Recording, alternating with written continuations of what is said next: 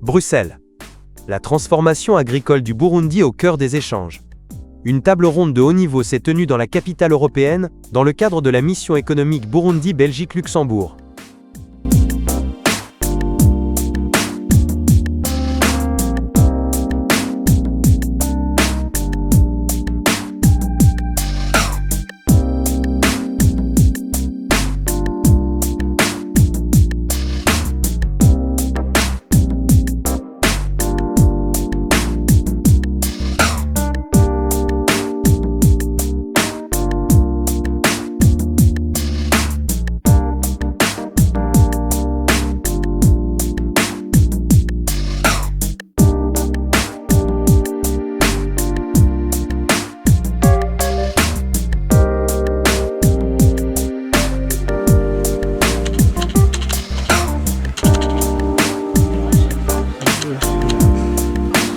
Exact.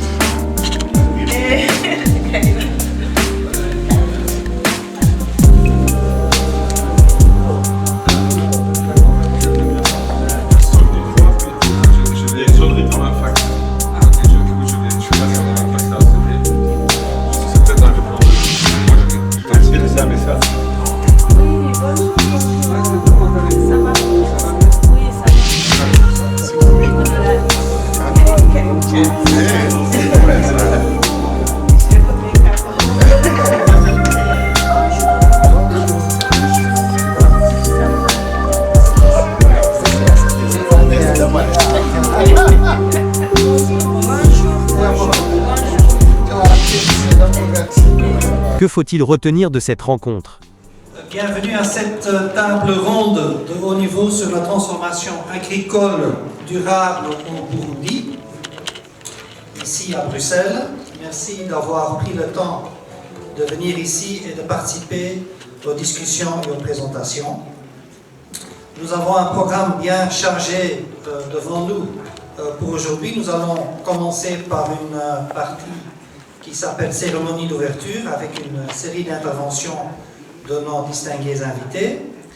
Ensuite, la parole à son Excellence, l'ambassadeur en Belgique, M. Terence Taïraja, pour son allocution. Merci.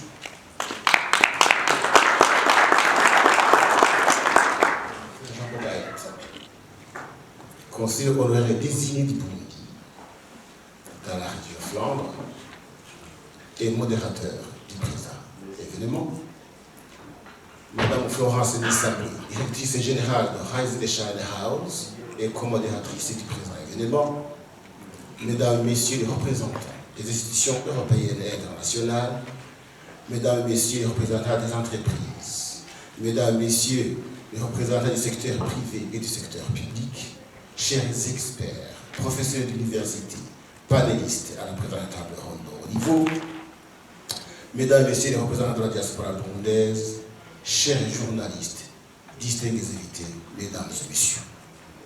C'est pour moi un grand honneur et un réel privilège de vous souhaiter la bienvenue à cette table ronde de haut niveau consacrée à la transformation agricole durable au Burundi, organisée sous le thème renforcement de la chaîne de valeur agricole au Burundi à travers un modèle de partenariat public et privé pour le développement.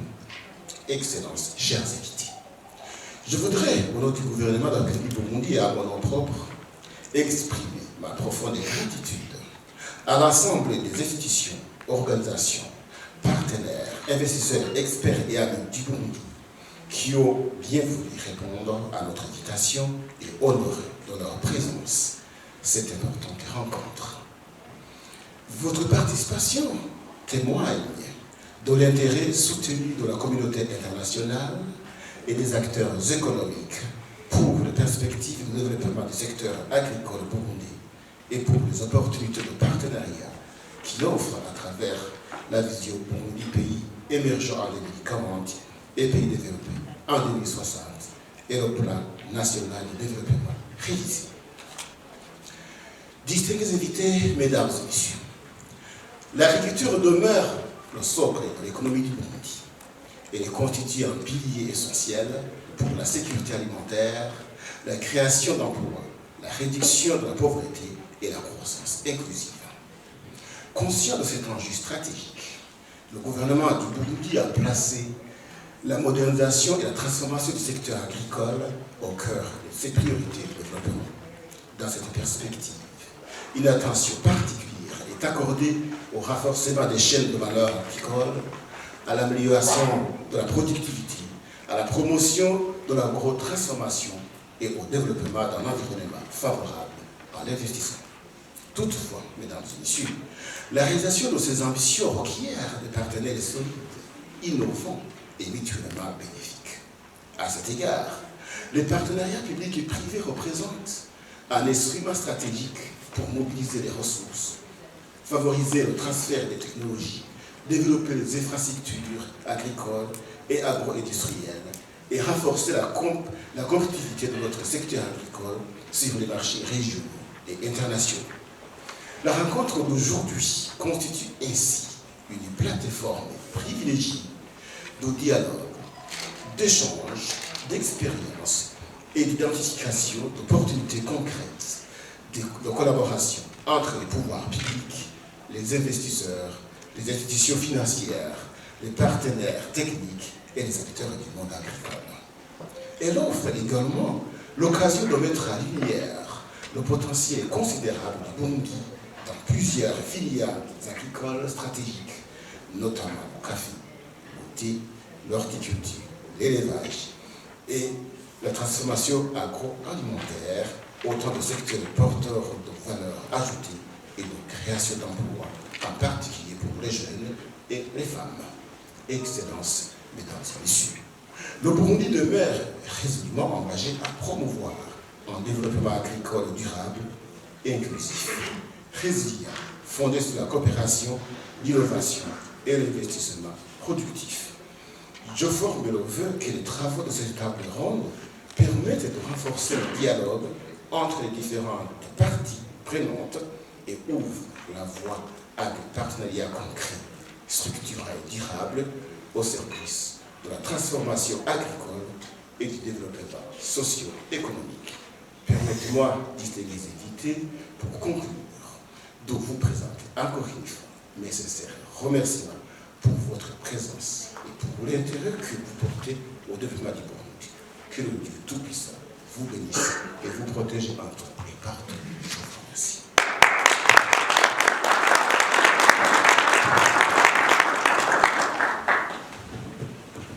La parole à Madame Woutmans, membre du Parlement européen.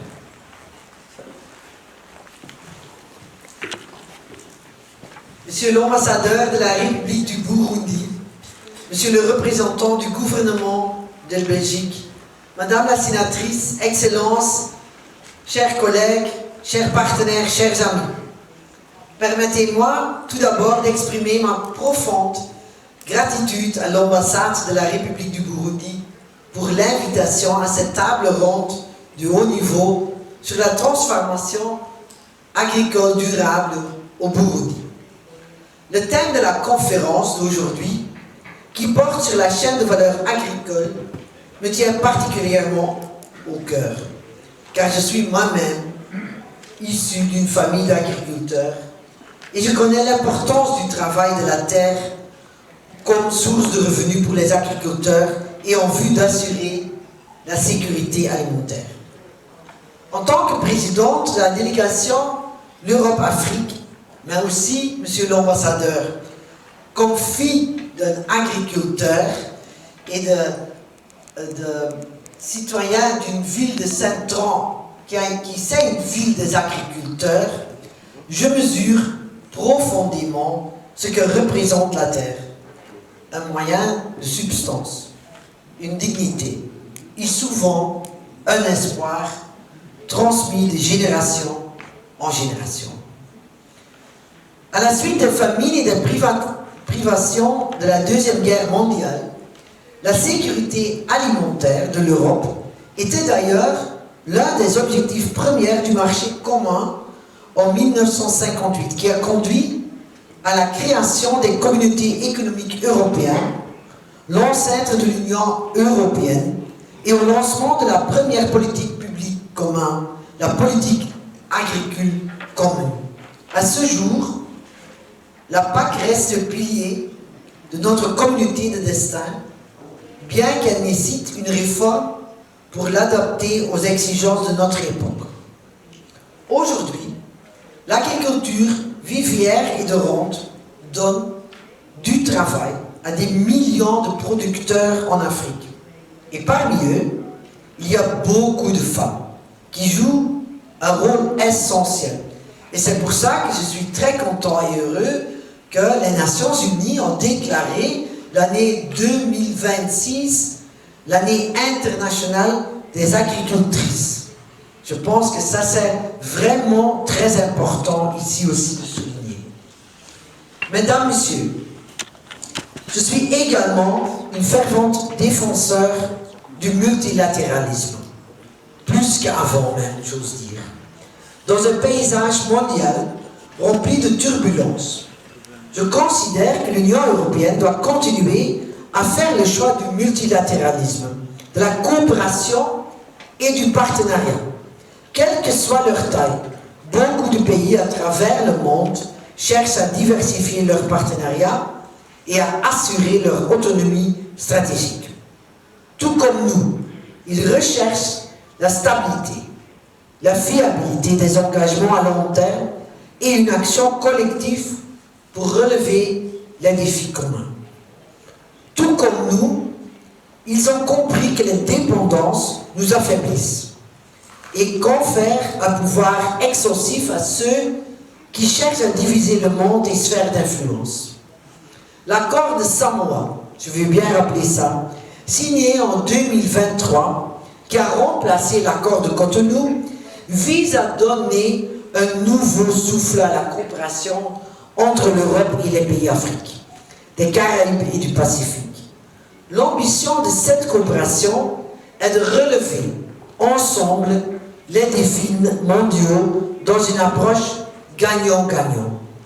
Dans le domaine de l'agriculture, l'accord de Samoa met fortement l'accent sur la sécurité alimentaire, la résilience au changement climatique, le développement des chaînes de valeur et les investissements agricoles. Au Burundi, l'agriculture ne doit plus être perçue comme un secteur de survie, mais comme un véritable moteur de puissance économique et de souveraineté. Cela exige des choix politiques clairs, courageux et structurants. Renforcer la chaîne de valeur agricole, ce n'est pas seulement produire davantage, c'est transformer localement, créer la valeur sur place, garantir des revenus justes aux agriculteurs et offrir, pour moi très important, les perspectives aux jeunes, à la jeunesse.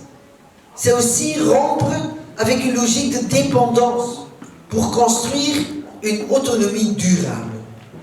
L'agriculture sera d'ailleurs l'un des thèmes des discussions de l'Assemblée régionale Afrique-L'Union européenne que je préside à Abidjan, mi-mai, dans le cadre d'un atelier sur le rôle des femmes dans la chaîne de valeur. Et monsieur l'ambassadeur, je compte vraiment sur vous, que vous me mettez en contact avec les parlementaires burundais qui seront à Abidjan pour leur aider à discuter avec des autres, surtout sur l'agriculture. C'est dans cet esprit que le partenariat public-privé doit aussi être repensé comme un outil stratégique. Le secteur public doit fixer les caps, sécuriser l'environnement et investir dans les infrastructures. Le secteur privé, lui, doit s'engager dans une logique de responsabilité, d'innovation et de partage de la valeur. Et le partenariat de l'Europe avec le Burundi repose sur la stratégie Global Gateway de l'Union européenne et soutient le plan national de développement du Burundi en vue de la mise en œuvre de la vision Burundi, pays émergent en 2040. L'Europe a aussi un rôle à jouer, non pas en imposant, mais en accompagnant, en investissant et en construisant une relation d'égal à égal avec ses partenaires africains. Monsieur l'ambassadeur, je vous ai dit déjà souvent, pour moi, je veux vraiment un mariage entre l'Europe et l'Afrique. Je pense que ça va vraiment donner quelque chose. Et maintenant je laisse mon texte, mais ça c'est toujours dangereux. Hein. Mais honnêtement, je pense vraiment, si tu prends l'exemple de mariage, ça c'est le bon exemple. Parce que dans un mariage, ton partenaire te met dans un plus haut niveau. Il prend le meilleur de vous-même et le renforce. Et les défauts, il doit fermer ses yeux. C'est ça qu'un mariage tient. Autrement, un mariage ne peut pas tenir. Et pour moi, l'Europe a besoin de la jeunesse africaine, de matériaux, de minéraux. On a vraiment besoin de l'Afrique. Et l'Afrique aussi a besoin de l'Europe. Ensemble, on est plus fort vis-à-vis de l'Amérique, vis-à-vis de la Chine, vis-à-vis de la Russie. Et c'est là qu'on doit prendre la force. Et c'est pour ça, monsieur l'ambassadeur, je vous remercie profondément avec la bonne collaboration que nous on a entre nous. De temps en temps, je vous téléphone plus que je téléphone à ma famille, mais c'est pour la bonne cause, c'est pour le bien-être des gens ici sur la planète. Beaucoup de succès aujourd'hui, c'est une excellente initiative de parler sur l'agriculture parce que, comme vous le savez, mon papa était agriculteur, mon grand-père était agriculteur et j'espère en fait que ma fille ou mon fils vont être agriculteurs. Agricole, même mon grand-père vient de la même zone de Saint-Tran, il était agriculteur là-bas. Et moi-même je suis aussi ingénieur agronome de formation, donc je suis très très honoré d'être ici avec vous ce matin. Voilà, on sait tous que l'agriculture est la colonne vertébrale de l'économie burundaise. Elle représente la principale source de revenus pour une large majorité des habitants. Elle structure les territoires, elle constitue le socle de l'économie et de la sécurité alimentaire nationale. Pourtant, ce secteur vital fait face à des pressions énormes. Il y a la démographie, il y a le changement climatique, il y a la dégradation des sols, il y a l'accès limité aux intrants et aux marchés. Mais ces défis ne sont pas propres au Burundi et touchent les systèmes agricoles et alimentaires mondiaux. Et transformer durablement notre système alimentaire est une urgence globale. Il faut investir dans une agriculture durable pour renforcer la sécurité alimentaire et pour garantir à toutes les familles non seulement des revenus, mais aussi un accès à une alimentation saine, diversifiée et abordable. Mesdames et messieurs, heureusement, les avancées technologiques, l'agriculture de précision, l'utilisation des données, la recherche et les nouvelles pratiques agricoles peuvent transformer en profondeur nos systèmes alimentaires et les rendre plus durables. Ces innovations nécessitent des investissements importants, une expertise diversifiée et surtout un partage des risques que les acteurs publics ne peuvent assumer seuls. C'est précisément là que les partenariats publics-privés prennent toute leur importance. Avec des budgets publics limités et une aide internationale sous pression, nous devons impérativement trouver de nouveaux moyens pour soutenir cette transition agricole. Les partenariats publics-privés sont donc une nécessité. Le Burundi a exprimé dans sa vision 2040-2060 une ambition claire, passer d'une logique d'assistance à l'investissement et à la transformation systémique de l'économie, y compris du secteur agricole. Nous saluons cet engagement, ainsi que la volonté du gouvernement burundais de bâtir un système alimentaire plus productif, plus résilient et plus durable. La Belgique restera un partenaire constant, engagé et fiable pour accompagner la pleine réalisation de ce potentiel comme elle l'a été dans le passé. J'aimerais vous donner un exemple concret et inspirant de notre coopération. C'est celui de Cococa, le consortium des coopératives des caféiculteurs à Kayanza. Cette association regroupe 34 coopératives et 28 000 caféiculteurs. Et grâce à leurs efforts conjoints et avec l'appui de partenaires publics, privés et de la société civile, tels que l'ONG Broederlijk Delen, Campagnie, la Fondation Roi Baudouin, Oxfam et Colruyt, les producteurs ont, entre autres, pu acquérir leur propre station de lavage, ont amélioré la gestion du consortium et ont un plan marketing. Et le résultat est remarquable. Cococa dispose désormais d'une capacité de traitement de 6 000 tonnes par an, au Burundi où la production totale est de 15 000 tonnes, donc c'est un des 4 plus grands acteurs du secteur. Et Cococa fournit le groupe de supermarchés belges Colruyt et les magasins Oxfam de café. C'est une réussite exemplaire issue d'un partenariat où chacun a joué son rôle. Mais il y a encore du travail. Mesdames et messieurs, pour qu'un caféier grandisse, il faut un sol fertile, de l'eau, des nutriments, de la lumière et une température adéquate. De la même manière, pour qu'un investissement privé prospère, il a besoin d'une véritable terre fertile. Et cette terre fertile, c'est la prévisibilité macroéconomique, la gouvernance économique et sectorielle solide, des marchés fonctionnels, des infrastructures, un accès à des financements adaptés. Et sans ces éléments, même les meilleures initiatives risquent de ne pas révéler tout leur potentiel. Et dans la même logique, cette transformation ne pourra réussir que si elle est inclusive. Les femmes, les jeunes et les agriculteurs de petite échelle doivent pouvoir accéder aux ressources, suivre des formations et contribuer aux décisions. Sans leur participation active, il ne peut y avoir de durabilité. Renforcer les partenariats publics-privés, c'est donc aussi développer des mécanismes financiers inclusifs et garantir que l'innovation agricole profite aux producteurs qui nourrissent le pays. Pour bâtir un avenir réellement prospère, nous devons aller au-delà de la productivité. Il faut promouvoir une agriculture résiliente, capable de protéger les ressources dont elle dépend, tout en garantissant à chaque citoyen l'accès à une alimentation saine, nutritive et abordable. Un système alimentaire durable n'est pas seulement un pilier de santé publique, c'est aussi un fondement essentiel de la cohésion sociale et de la croissance économique inclusive. Nous espérons que cette table ronde contribuera à nourrir cette réflexion et à identifier des pistes tangibles pour avancer collectivement selon la voie tracée par la vision 2040-2060. Ensemble, acteurs publics et privés, nous pouvons faire de l'agriculture un réel moteur de prospérité économique, de résilience climatique et d'épanouissement social. Je vous remercie.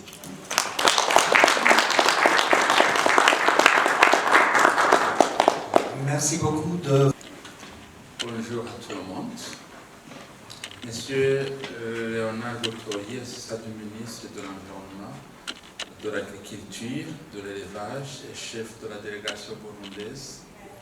Excellence, Monsieur l'ambassadeur du Burundi auprès du Royaume de Belgique, du Grand-Duché de Luxembourg et de l'Union européenne. Excellence, honorables Mesdames et Messieurs, ambassadeurs des pays partenaires de l'Itracom Holding, chers partenaires, distingués invités, Mesdames et Messieurs du protocole qu'on voudrait observer, c'est un immense honneur pour moi de prendre la parole aujourd'hui au nom d'Itracom Holding, le sponsor principal de cette table ronde.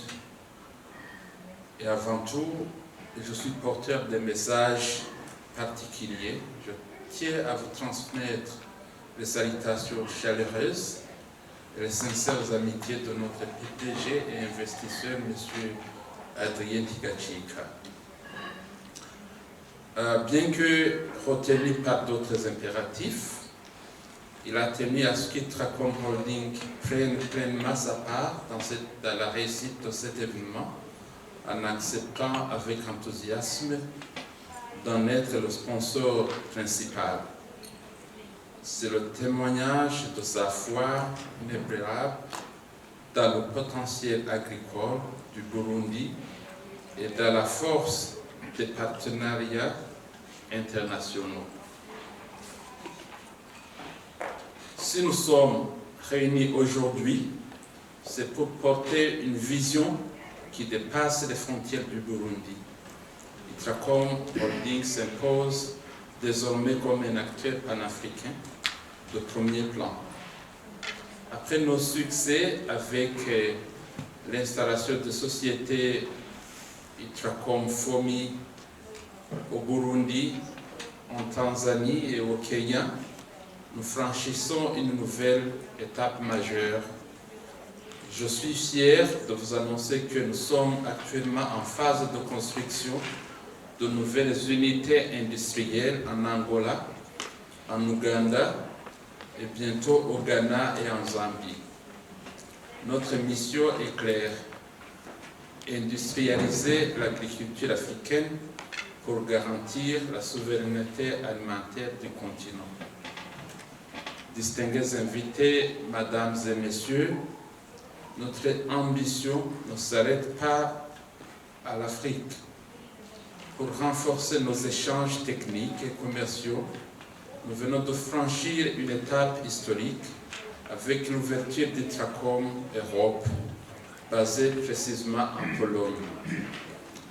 À ce titre, je tiens à saluer tout particulièrement la présence parmi nous de M. Powell et M. Rafa. Ils peuvent se lever peut-être pour vous saluer, pour le voir,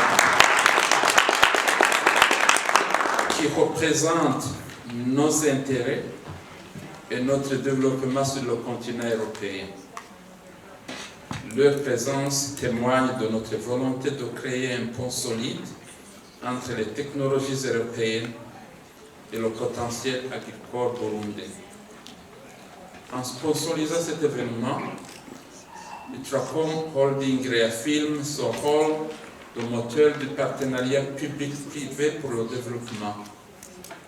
Notre modèle intégré qui combine la production des intrants, la recherche, la logistique et l'inclusion financière est le socle sur lequel nous bâtissons la vision du Burundi 2040-2060.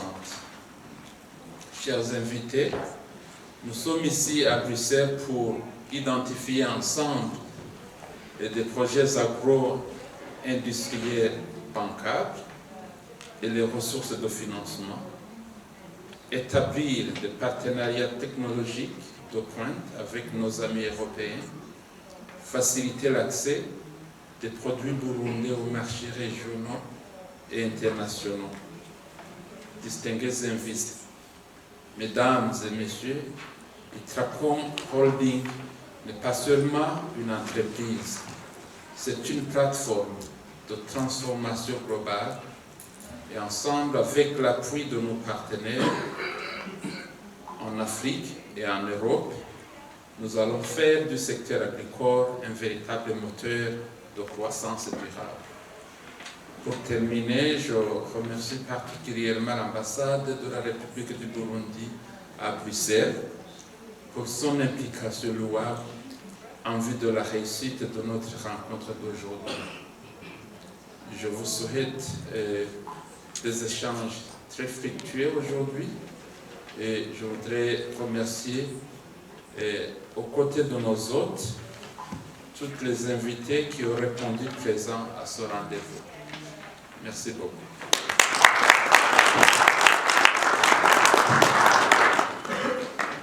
Bonjour à toutes et à tous, en vos titres, grades et qualités. Tout d'abord, toutes mes excuses pour l'arrivée tardive, mais j'étais dans la réunion depuis 8 heures au centre de Bruxelles, et puis vous connaissez tous les réalités à Bruxelles pour arriver à certains moments. Ceci étant dit, je voudrais commencer, Monsieur l'ambassadeur, par vous féliciter ainsi que votre équipe pour l'organisation d'une telle réunion. Je voudrais aussi saluer, comme elle l'a d'ailleurs fait, la présence de la députée européenne, Mme Hilde Grootman. Nous nous connaissons depuis très longtemps, nous ne sommes pas de la même famille politique, mais nous faisons partie de ces politiques qui sont là pour créer des ponts et non pas pour créer des murs. Et je crois qu'il faut vraiment qu'aujourd'hui, ici en Belgique et ailleurs, on s'emploie comme politique responsable à créer des ponts, à recréer le dialogue pour effectivement travailler ensemble.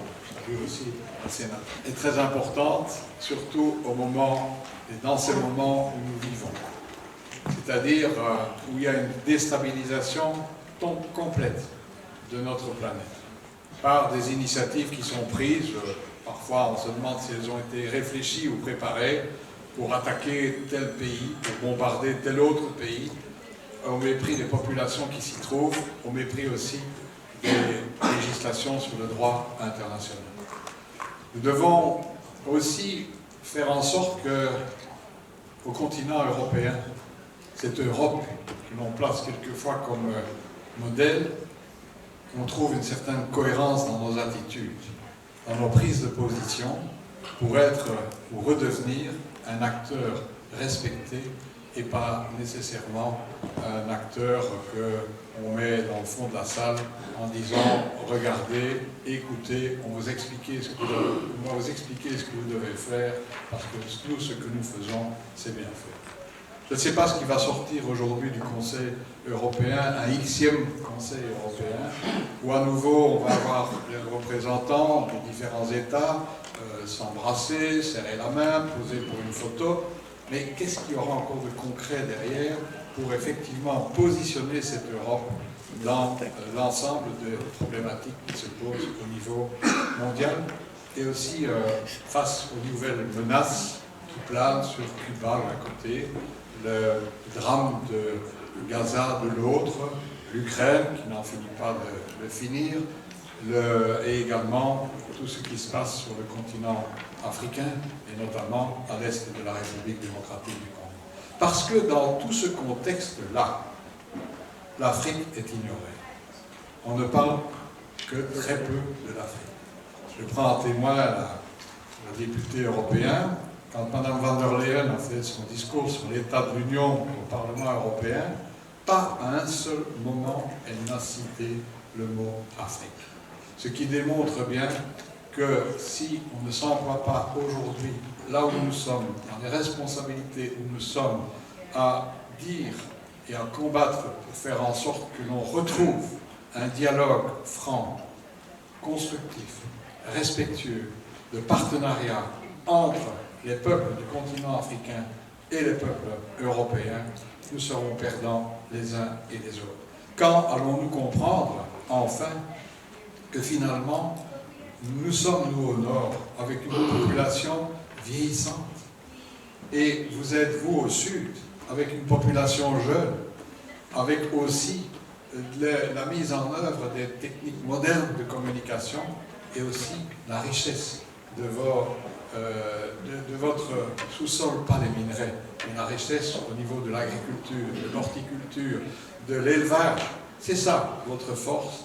Et si, ensemble, nous pouvons travailler dans des partenariats utiles, responsables, respectueux. Le partenariat, c'est parler avec l'autre, c'est l'écouter, c'est entendre l'expression de ses besoins, c'est faire en sorte d'avoir une réponse honnête, courageuse, en disant on peut être là, à vos côtés, pour démarrer certaines choses, mais vous restez maître de la situation, parce qu'il est hors de question, en tout cas, de revenir à du néocolonialisme et quelquefois du néocolonialisme déguisé, comme quand on parle des crédits carbone. Et donc je crois que de tout cela, il faut pouvoir discuter dans des tables comme celle-ci. Nous, les responsables politiques, nous avons à accompagner les processus, nous avons à ouvrir les portes, nous avons à défendre des positions, nous avons aussi comme obligation d'être aux côtés de celles et de ceux qui entreprennent, et qui entreprennent dans le bon sens, dans l'intérêt des deux peuples, dans l'intérêt des partenaires, et pas uniquement dans un intérêt qui touche le Nord. Donc voilà ce que je voulais vous dire, c'est le combat au quotidien. C'est un combat qui est parfois difficile et que l'on ne peut gagner, et que l'on ne pourra gagner que si on apprend à se rencontrer, à se respecter, à se reconnaître pour travailler ensemble pour que demain, l'Afrique et l'Europe soient effectivement des continents réconciliés avec un axe de solidarité renforcé à nouveau pour effectivement que les peuples d'Afrique et comme d'ailleurs les peuples d'Amérique latine soient des peuples heureux, on rencontre leurs besoins, on satisfait leurs besoins et c'est du gagnant-gagnant. Je vous remercie, bon travail. Excellences, Mesdames et Messieurs les ambassadeurs ici présents, Messieurs Théodore Bazumutima, d'Itracom Holding et co-organisateur du présent événement, honorable Hilde Votman, membre du bureau du Parlement européen et présidente de la délégation à l'Assemblée parlementaire Afrique-Union européenne et vice-présidente de la délégation à l'Assemblée parlementaire paritaire au CPS Union européenne, honorable André Flau, ministre d'État belge, ancien ministre de la Défense et président de la Chambre des représentants de Belgique, Monsieur Wim Schellenboek, qui a représenté le ministre belge en charge des Affaires étrangères, distingués invités, mesdames et messieurs, tout protocole observé. C'est pour moi un grand honneur et un réel plaisir de prendre la parole à l'occasion de cette table ronde de haut niveau consacrée à la transformation agricole durable du Burundi. Je voudrais, avant tout propos, exprimer ma profonde gratitude à l'ensemble des partenaires qui ont bien voulu répondre présent à cette importante rencontre. Votre engagement témoigne de l'intérêt commun que nous portons au développement durable de notre agriculture, secteur clé de notre économie et pilier fondamental de la sécurité alimentaire et de la croissance inclusive. Excellences, Mesdames et Messieurs, tout protocole observé. Le Burundi est un pays à vocation essentiellement agricole, où plus de 80% de notre population tire ses revenus de subsistance de ce secteur. Cependant, notre agriculture reste confrontée à de nombreux défis, notamment la faible productivité, la pression foncière, les effets du changement climatique, ainsi que l'insuffisance de la transformation et de la valorisation des produits agricoles. Face à ces défis, le gouvernement du Burundi a engagé des réformes ambitieuses visant à moderniser le secteur agricole, à promouvoir l'industrialisation et à renforcer les chaînes de valeur agroalimentaires. C'est dans ce contexte que s'inscrit cette table ronde qui vise à harmoniser la feuille de route industrielle et agro-industrielle du Tracom Holding avec les priorités nationales de développement ainsi qu'avec les stratégies de coopération au développement de nos partenaires, notamment la Belgique et l'Union européenne.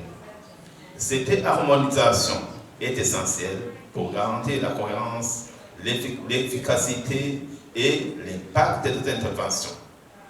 Elle permettra de mobiliser davantage d'investissements, de favoriser les partenariats publics et privés et de créer un environnement propice à l'innovation et à la transformation et à la compétitivité de l'agriculture.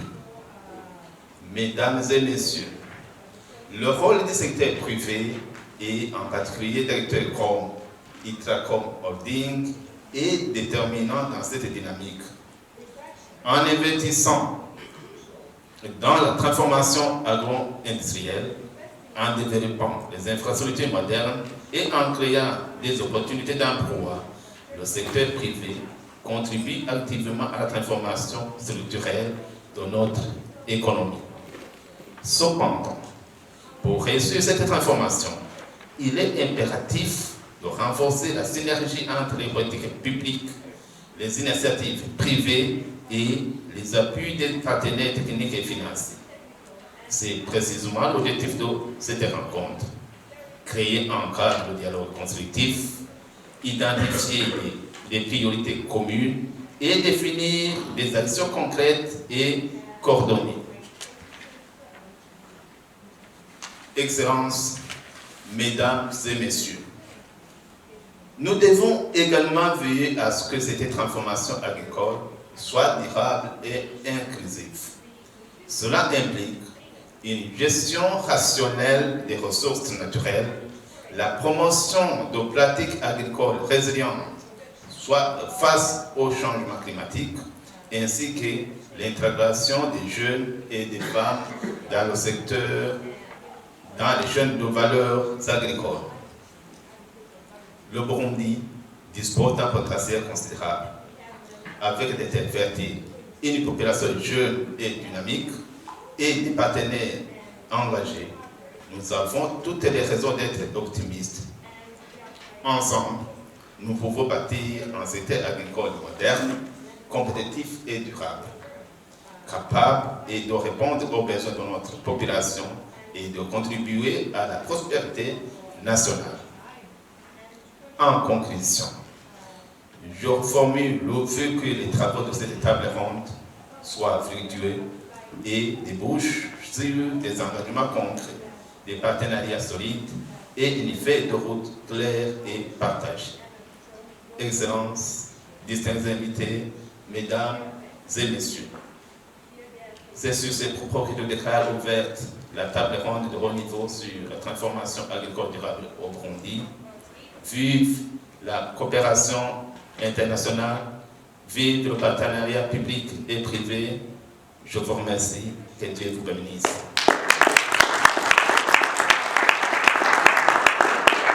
Les experts panélistes provenant de l'UE, de la Banque européenne d'investissement, de Enabel, des universités et de l'ITRACOM Holding et de la CBLACP ont animé les échanges.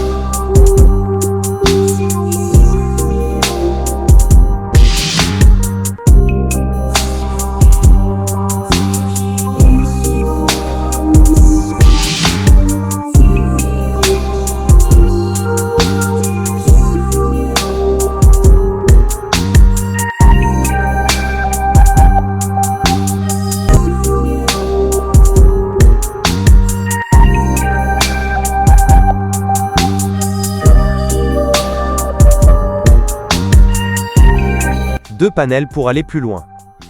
Experts et partenaires ont échangé autour de solutions concrètes pour une agriculture durable, innovante et inclusive au Burundi. Et maintenant, place à la réaction officielle. Écoutons son Excellence, Monsieur l'ambassadeur du Burundi à Bruxelles. Son Excellence, ce magazine Afrique Europe, quelle est votre réaction sur grand événement de table ronde que vous venez d'organiser à Bruxelles capitale? Bonjour chers journalistes, je suis très ravi, satisfait et très content.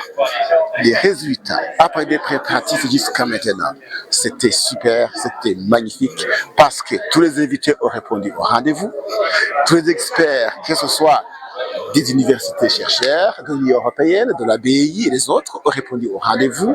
Les travaux en couple ont été un succès avec l'identification des défis et des solutions à donner. En tout cas, c'est extraordinaire.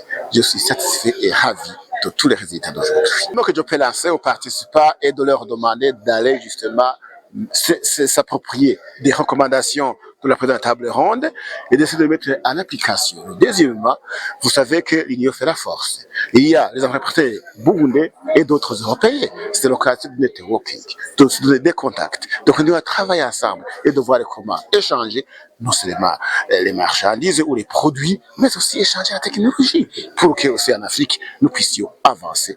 Donc, il faut un partenariat gagnant-gagnant sur lequel on peut aboutir et pouvoir se développer. Merci pour le temps que vous avez. Merci beaucoup, monsieur le journaliste. Merci beaucoup. Merci beaucoup. Merci.